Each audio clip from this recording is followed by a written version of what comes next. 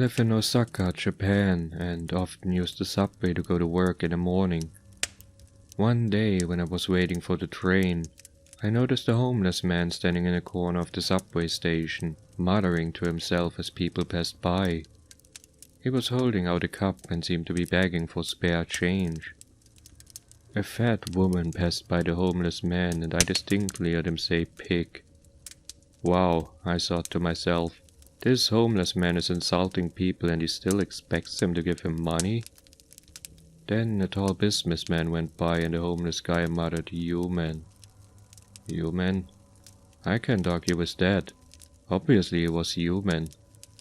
The next day I arrived early at the subway station and had some time to kill. So I decided to stand close to the homeless man and listen to his strange mutterings. A thin, haggard-looking man passed in front of him, and I heard the homeless guy mutter, "Cow." Cow, I thought. The man was much too skinny to be a cow.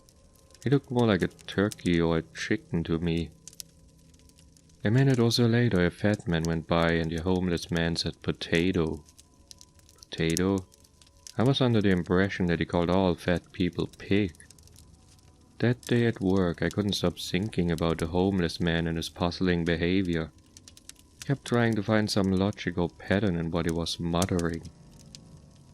Perhaps he has some kind of psychic ability, I thought. Maybe he knows what these people were in their previous life. In Japan, many people believe in reincarnation. I observed the homeless man many times and began to think my theory was right. I often heard him calling people things like rabbit or onion or sheep or tomato. One day curiosity got the better of me and I decided to ask him what was going on.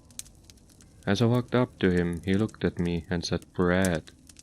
I tossed him some money into his cup and asked him if he had some kind of psychic ability. The homeless man smiled and said, "Yes, indeed, I do have a psychic ability. It's an ability I obtained years ago, but it is not what you might expect. I can't tell the future or read minds or anything like that." "Then what's your ability?" I asked eagerly. "The ability is merely to know the last thing somebody ate," he said. I laughed because I realized he was right. He said bread. The last thing I had eaten for breakfast that day was toast. I walked away shaking my head. Of all the psychic abilities someone could have, that one must be the most useless.